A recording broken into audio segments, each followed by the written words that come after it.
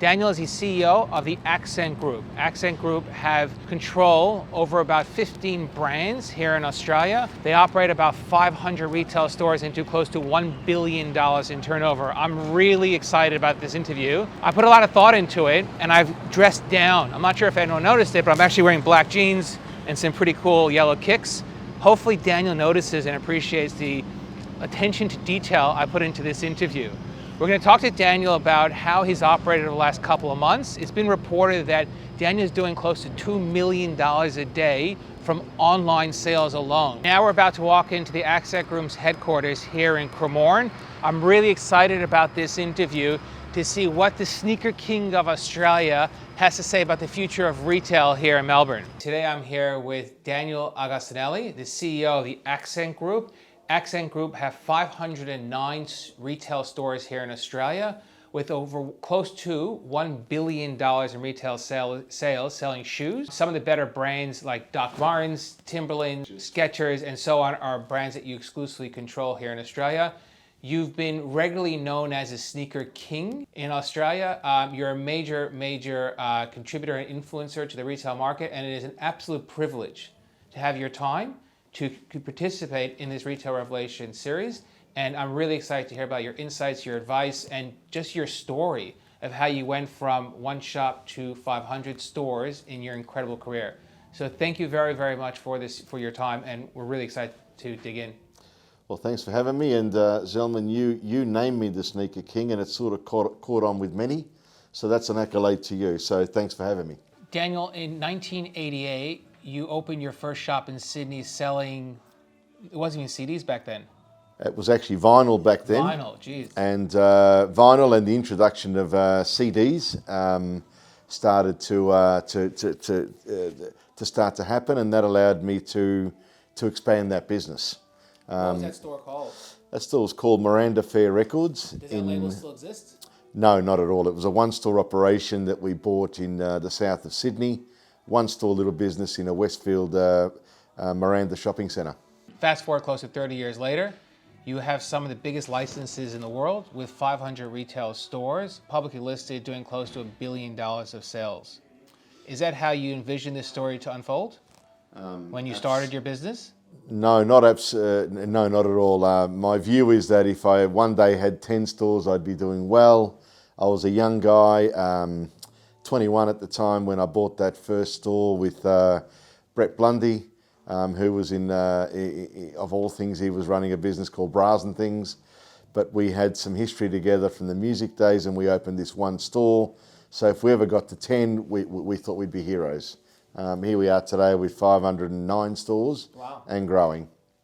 How has retail changed from your first store to your most recent store? I think there's been major changes, but particularly the last 10 years, there's been a quantum shift in that change. Obviously being digital sales and having a digital capability has just been critical to the ongoing success. But some factors have remained exactly where they were. Customers are the most important people in the business. Without them, we've got nothing. So we forever spend as much time as I used to, if not more, on ensuring that customers are happy with the offer and the way we actually execute on their behalf. You have 509 stores, but during the this COVID period, your online business has grown significantly, and you're doing close to $1 million a day in sales. Absolutely. What indeed occurred is that we were doing about $200,000 a day on average before COVID. Across all the brands? Across all the brands. COVID has simply allowed us to explode that department to close to $1 million a day. And obviously one of the things that people have been doing through COVID is exercising more and wearing comfortable shoes. No different to the ones. Sneakers today? No difference to the ones you're wearing today with a suit. It's wonderful. We need you to buy more. When's your next sale? Next sale is not till probably November at this stage for Cyber Month. Do you think with $1 million in sales a day online, will that number continue? Are you forecasting for that $1 million to stay here?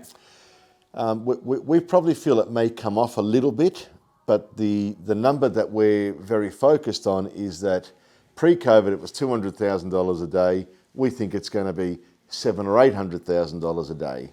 So that is explosive growth from one department of the business that we run. So that'd be your most profitable store is your online store? Currently, yes, absolutely, as a store. Yeah. Now, when you put the overall 500 stores in a package, they're still the profit engine of the company. So once this whole period ends and we go into recovery and go back to somewhat normal, will stores still exist at 509? Or do you think the online will replace those stores? No, we're taking a pretty optimistic view about our stores. What is simply happening is that we are chasing rents down to accommodate for the lower sales base. So indeed, we're actually expanding our store base, but they are definitely on better terms with landlords where terms are met, contributions and just simply better rental deals. Thankfully for us, we still have a model that attracts the youth, and in order for the websites and so on to be able to achieve those sorts of numbers, you really need a presence in the market at the same time.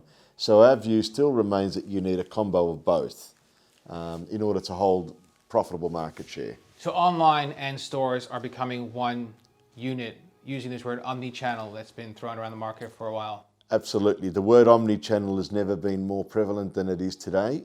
Omni-channel meaning both online and in-store runs as one in-sync business. Absolutely. So we can actually sell something online, and the system, if it's not in our DC, in our distribution centre, it will send that order to one of our stores, who will pack it in a store and send it directly to your home.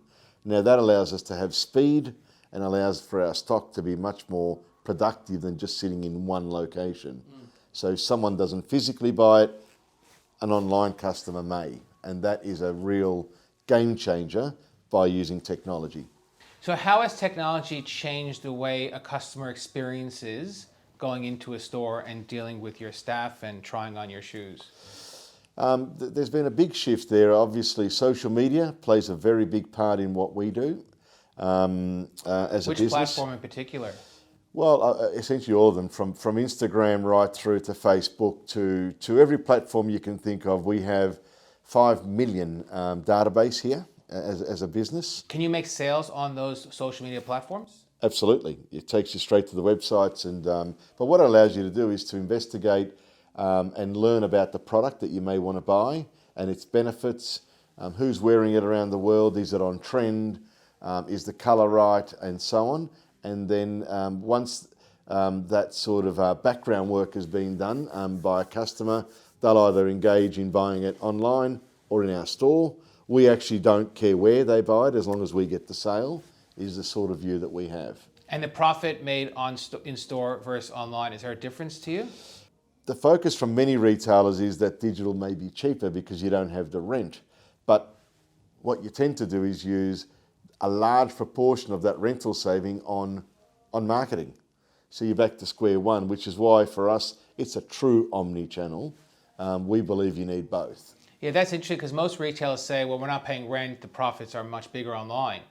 But you're saying the cost of doing business online is like you're paying rent. Absolutely, it's your version particularly of rent. when you get to large scale businesses. We're ramping up to a $250 million business for digital.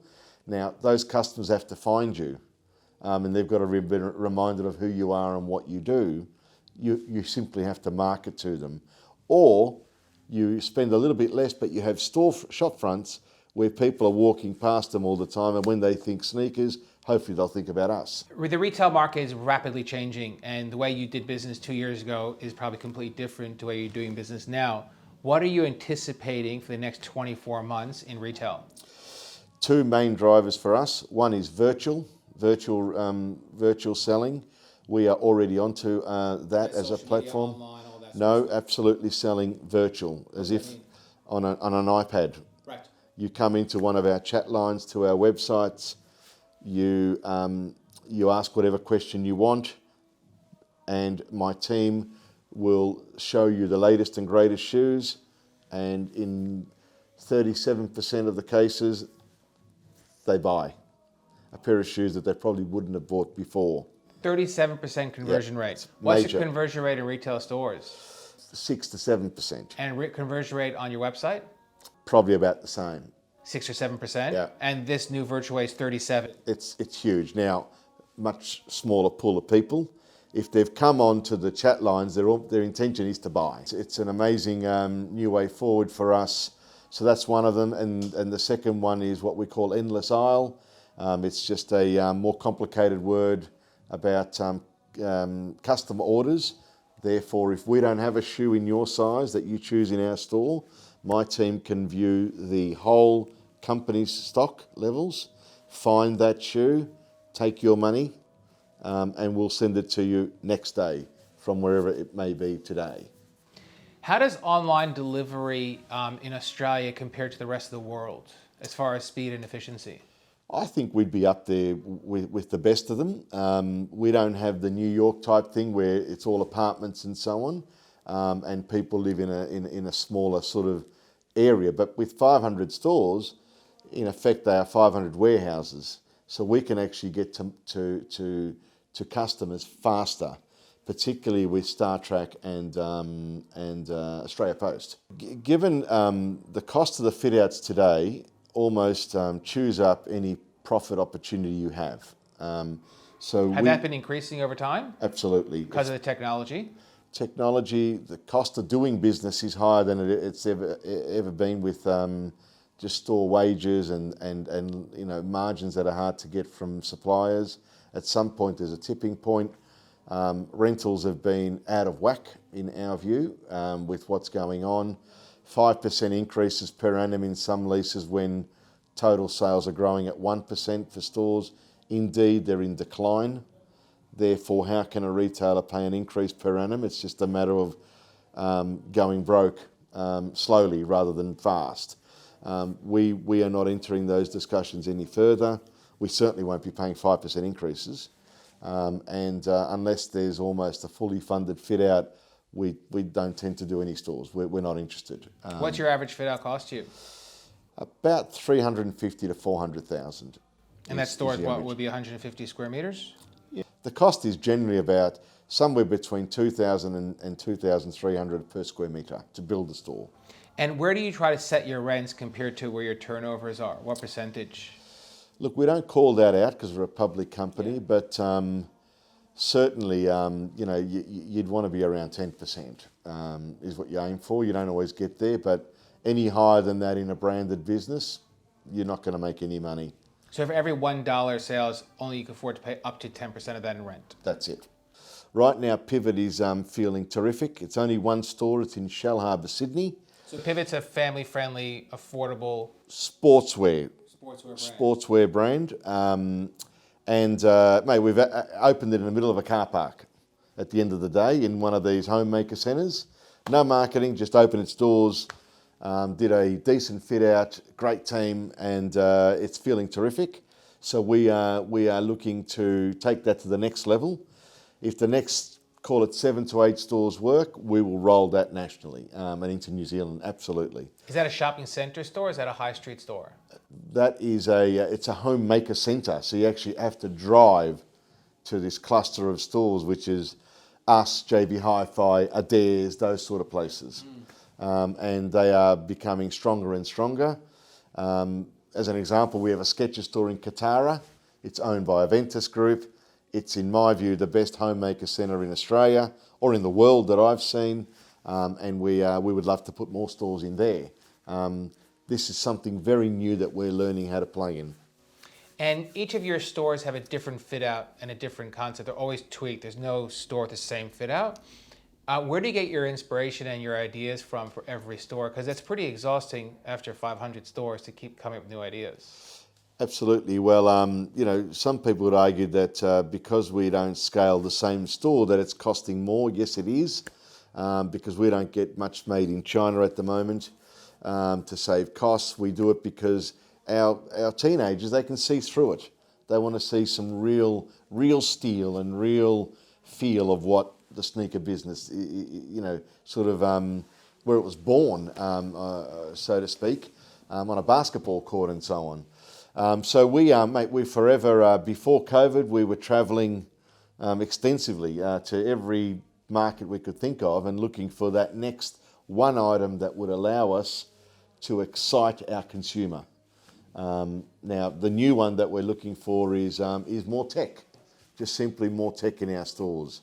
You can look at the top 50 shoes on a big screen, flick through, decide you like it. If it's not in the store, put your name in there and we'll send it to your home. We're prepared to share some risk, but we've got a Platypus store in Chapel Street which is just barely profitable. So if the rent doesn't go down on the next round, we'll have no choice like everybody else. We will exit that street as well. But that is not our intention. If the landlord does the right thing, we will look at it. But most importantly, I think it's a bigger play here where councils and the government's got to do something to resurrect some of these streets to what they used to be. So if you're the mayor of Stonington, what would you be doing to your retail strips? I would be giving landlords some sort of help, I suppose, land taxes and so on, allowing the landlord to try and attract some decent retailers who can afford to pay a much lower rent than they would otherwise require based on where they used to be. But there's no lining up to take these stores. I mean, you can almost take your pick. And that's a crying shame, and I think it's going to remain that way unless somebody does something. Any landlord who thinks they're going to get the rent they used to get in Chapel Street is just dreaming. They're going to be vacant for a long time. But as a Melbourneian, would you contribute to help fixing these strips with the right sort of partnerships and with councils and landlords? Absolutely. We would go a long way in also talking up in our market too. And drive traffic to these strips? Yes. We don't have a hype store in that street, therefore you can't buy a decent pair of Nike shoes on Chapel Street unless you go to the Nike store. But the Nike store does not sell anything but performance. They don't sell fashion Nike. So in all of South Yarra, you can't buy a pair of Nike shoes that's fashionable. It's the wrong message for our industry and for the market, given the types of consumers that live in South Yarra, Toorak, Armidale and Paran. It's the wrong message. Daniel, what would your advice be now to business owners in general? I think the advice would be to really think about the model you're getting into, and unless it's distinctive and disruptive, I would seriously have a different view on whether you should go forward or not. That is my humble view. And it needs to be exciting. It needs to excite customers. And if you don't have customers at your forefront, I think businesses will fail moving forward. Obviously, all the other things that come into play, making sure that you've got your finances in play correctly. Excuse me. You'd really want to get all those sort of things sorted prior. And most importantly from me, I put my success and our success down to people. Make sure you've got the best people in the business in the right positions. Because as you expand, you don't want to get there and fall over. And you've been fortunate enough to surround yourself with some of the best people in the industry over the years. In my view, in terms of footwear and retail, I've got some of the best people in the game. They are terribly capable. I shouldn't say terribly, I should say they are very, very capable in what they do. There's a great culture of can do it now, and let's grow profitably. That's the main thing. How do you fuel that culture of can do and let's do it now? Does that come from you, or is that just bred internally? No, well, it's primarily my job to drive that, but most importantly, first thing is, well, you've got to pay them well. So we have some of the highest paid people in retail, but do you have any openings? They are worthwhile. Not too many openings at the moment at the high end. So we pay them well, but also the conditions are good here. It's a great working environment. It's a great industry we're in. In almost every case, all of our teams wear our products. In fact, they all do. We've got some of the hottest brands in the world under this roof. And we are progressive business. We grow. We've not had one year where we haven't grown since 2006. Wow. And not only grown our sales base, but also our profit base. So, you know, we're a public company these days, and we have to ensure that our shareholders achieve what they want to achieve as well by investing with us, and that is dividends and share price growth. Now, COVID's really hurt a lot of that, but we're flat out making sure that we stay on cause and ensure that we deliver, which we will again this year. We used the 3 A's, sort of manoeuvre our way through, and that was we had to accept the situation. Nothing was going to change it. That's what it was. We had to accept and start to become innovative. And the second word we used was adapt. So we had to adapt. And what we started to do is put, you know, all of our websites on TV nationally. And that allowed us to grow our shares significantly and push our brands out in play. The third one was we had to find a way to accelerate. So it was accept, adapt, accelerate. They were the 3 main words we used as a management team.